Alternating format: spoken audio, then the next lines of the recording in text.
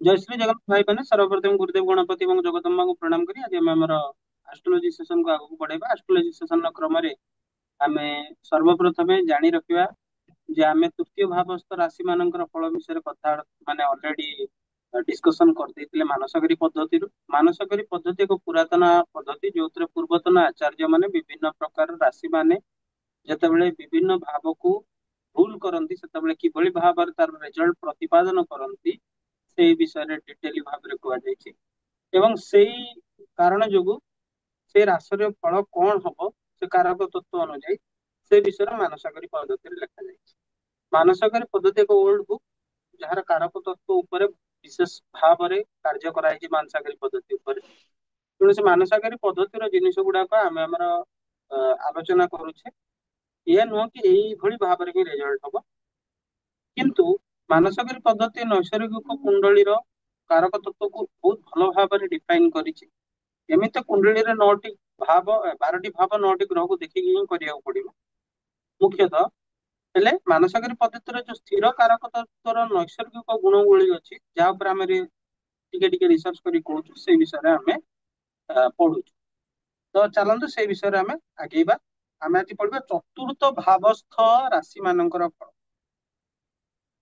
ଯଦି କୌଣସି କୁଣ୍ଡଳୀର ଲଗ୍ନରୁ ଚତୁର୍ଥ ଭାବରେ ମେଷ ରାଶି ହୁଏ ତାହେଲେ ଜନ୍ମ ନେବା ବାଲା ଚତୁଷ୍ପଦରୁ ମାନେ ଆ, ମାନେ ଆନିମାଲ ମାନଙ୍କର ବିଜନେସ ମାନେ ଗାଈ ପାଳନ, ମଇଁଷି ପାଳନ, ଛେଳି ପାଳନ ଏଇ ସବୁ ଜିନିଷ ଗୁଡିକ ଦ୍ଵାରା ଏବଂ ସ୍ତ୍ରୀ ମାନଙ୍କ ଠାରୁ ଅନେକ ପ୍ରକାର ମାନେ ଭୋଜନ ପାନାଦି ବ୍ୟବସ୍ଥାରୁ ସିଏ ନିଜର ଉପାର୍ଜିତ ଧନରୁ ସୁଖ ପ୍ରାପ୍ତ କରିଥାଏ। ଚତୁର୍ଥ ଭାବର ଅନ୍ୟ ନାମ ହଉଛି ସୁଖ ଭାବ।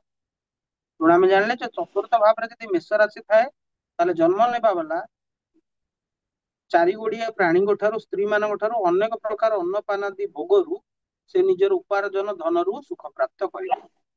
ଚତୁର୍ଥ ଭାବରେ ଯଦି ବୃଷ ରାଶି ଆସେ ତେବେ ମନୁଷ୍ୟ ମାନ୍ୟ ଜଣ ବ୍ୟକ୍ତି ମାନଙ୍କ ଠାରୁ ଅନେକ ପ୍ରକାର ଲୋକଙ୍କ ଠାରୁ ସୁଖ ଲାଭ କରେ ଏବଂ ନିଜ ପରାକ୍ରମ ଦ୍ଵାରା ରାଜାଙ୍କ ସେବା ଆଉ ଅନେକ ଉପଚାରରେ ବି ସୁଖ ପ୍ରାପ୍ତ କରିଥାଏ।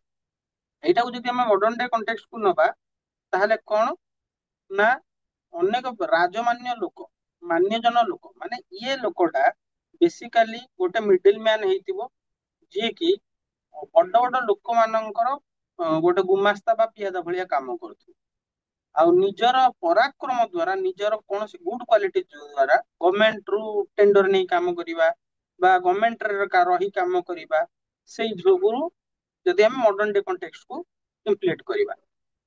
ଚତୁର୍ଥ ସ୍ଥାନରେ ଯଦି ମିଥୁନ ରାଶି ରହିଲା ଚତୁର୍ଥ ସ୍ଥାନରେ କୌଣସି ଲଗ୍ନର ଚତୁର୍ଥ ଭାବରେ ଯଦି ମିଥୁନ ରାଶି ରହିଲା ତାହେଲେ ସେ ମଣିଷ ସ୍ତ୍ରୀ ମାନଙ୍କ ଠାରୁ ଜଳ ବିହାର ଦ୍ଵାରା ମାନେ କଣ ନା ଏଠି ସି ବିଜନେସ ଆସିବ। ସି ବିଜନେସ ବନ ଭ୍ରମଣ ମାନେ ମାନେ ମାଉଣ୍ଟେନିଂ ଏବଂ ବିଭିନ୍ନ ପ୍ରକାର ମାନେ ବନ୍ୟ ଜାତୀୟ ଦ୍ରବ୍ୟ ଦ୍ଵାରା ପୁଷ୍ପ ବସ୍ତ୍ର ଆଦି ଦ୍ଵାରା ନିଜ ଧନରୁ ସୁଖ ପ୍ରାପ୍ତ କରିଥାଏ। ଚତୁର୍ଥ ଭାବରେ ଯଦି କର୍କ ରାଶି ହୁଏ କଣ ହବ ନା ଜାତକ ସୁନ୍ଦର, ଭାଗ୍ୟବାନ, ସୁଶୀଳ ସ୍ତ୍ରୀ ମାନଙ୍କର ପ୍ରିୟ, ସବୁ ଗୁଣରେ ଯୁକ୍ତ, ବିଦ୍ୟାମାନ ଆଉ ସମସ୍ତଙ୍କର ପ୍ରିୟ ହେଇଥାଏ। ଚତୁର୍ଥ ଭାବରେ ଯଦି ସିଂହ ରାଶି ଆସେ ତାହେଲେ ମନୁଷ୍ୟ ଅତ୍ୟନ୍ତ କ୍ରୋଧ ଯୋଗୁ କେବେ ସୁଖୀ ହୋଇ ହେବାର ସମ୍ଭାବନା ନଥାଏ ଏବଂ ସିଏ ପ୍ରାୟତଃ କନ୍ୟା ସନ୍ତାନ ବାଲା ହୋଇଥାଏ ଏବଂ ଦରିଦ୍ରତା ହେତୁ ସେ ଶୀଳହୀନ ବା ଆଚାରହୀନ ହୋଇଥାଏ। ପ୍ରାୟତଃ ଚତୁର୍ଥ ଭାବରେ ସିଂହ ରାଶି ଆସିଲେ ଏଇଭଳି ପ୍ରକାର ଫଳ ପ୍ରାୟତଃ ଦେଖିବାକୁ ମିଳିଥାଏ। ଚତୁର୍ଥ ସ୍ଥାନରେ ଯଦି କନ୍ୟା ରାଶି ଆସେ ତାହେଲେ ମଣିଷ ଧନ ପାଇକି ଦୁଷ୍ଟ ଜନଙ୍କର ସଙ୍ଗତ କରେ, ଚୁଗଲିଖୋର, ଚୋରି, ମାରଣ ମୋହନ ଆଦି କ୍ରିୟାରେ ସେ ସଦା ସର୍ବଦା ଦୁଃଖ ପାଇଥାଏ। ଚତୁର୍ଥ ସ୍ଥାନରେ ଯଦି ତୁଳା ରାଶି ଆସେ ତାହେଲେ ମନୁଷ୍ୟ ସରଳ ସ୍ୱଭାବର, ସତ୍କାର୍ଯ୍ୟରେ ନିପୁଣ, ବିଦ୍ୟାରେ ବିନୀତ, ସର୍ବଦା ସୁଖୀ, ପ୍ରସନ୍ନ ଆଉ ଧନରେ ଯୁକ୍ତ ହୋଇଥାଏ। ଚତୁର୍ଥ ଭାବରେ ଯଦି ବିଛା ରାଶି ଆସେ ତାହେଲେ ମଣିଷ ବିପତ୍ତିରେ ଯୁକ୍ତ, ସବୁବେଳେ ତାକୁ କିଛି ନା କିଛି ପ୍ରୋବ୍ଲେମ ଲାଗି ରହୁଥିବ, ସେ ତୀକ୍ଷ୍ଣ ସ୍ୱଭାବର ହଉଥିବ ଅନ୍ୟମାନଙ୍କଠୁ ଯେହେତୁ ସେ ତୀକ୍ଷ୍ଣ ସ୍ୱଭାବ ରହିଥିବ ସେ ଅନ୍ୟମାନଙ୍କଠୁ ଭୟ ରଖୁଥିବ ଆଉ ବହୁତ ଲୋକଙ୍କର ସେ ସେବା କରିଥିବ ଆଉ ଶତ୍ରୁ ତାର ବହୁତ ଥିବେ କାର୍ଯ୍ୟରେ କୁଶଳ ହେଇଥିବ ବୁଦ୍ଧିମାନ ରହିଥିବ ଏବଂ ସେ ଭିଡରୁ ଅଲଗା ରହୁଥିବ ପୃଥକ ସେ ନିଜ ଆଲଫା ମେଲ ଭଳିଆ ଚାଲୁଥିବ।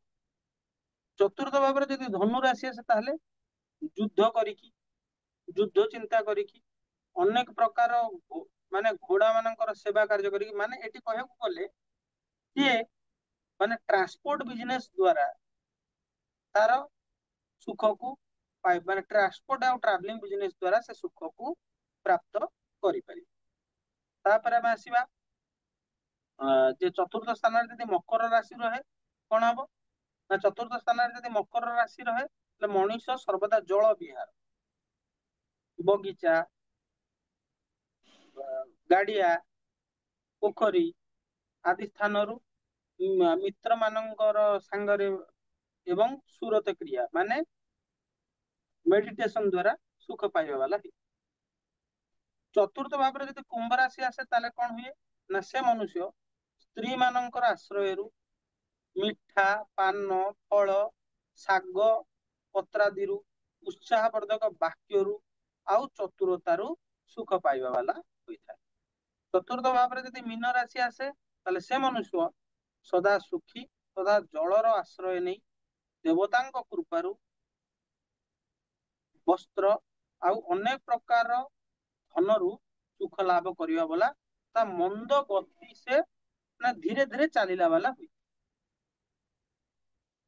ଏବେ ବୁଝିପାରିଲେ ଆଜି ଆମେ ଗୋଟେ କମ୍ପ୍ଲିଟ କଲେ ଚତୁର୍ଥ ଭାବସ୍ଥ ରାଶି ମାନଙ୍କ ଫଳ ଆମେ ଏପର୍ଯ୍ୟନ୍ତ ପ୍ଲାନେଟ ପର୍ଯ୍ୟନ୍ତ ପହଞ୍ଚିଲେ ଆମେ ବିଭିନ୍ନ ଭାବରେ ଯୋଉ ବିଭିନ୍ନ ଲଗ୍ନ ଅନୁଯାୟୀ ବିଭିନ୍ନ ରାଶି ଅଛି ସେ ରାଶି ଯଦି ସେ ଲଗ୍ନରେ ପଡୁଛି ତାହେଲେ କିଭଳି ଭାବରେ ଫଳ ଦବ ସେଇ ବିଷୟରେ ଆମେ ଆଲୋଚନା କରୁଛୁ। ତେବେ ଆଜିର ସେସନରେ ଆମେ ଜାଣିଲେ ଚତୁର୍ଥ ଭାବସ୍ଥ ରାଶି ମାନଙ୍କ ଫଳ।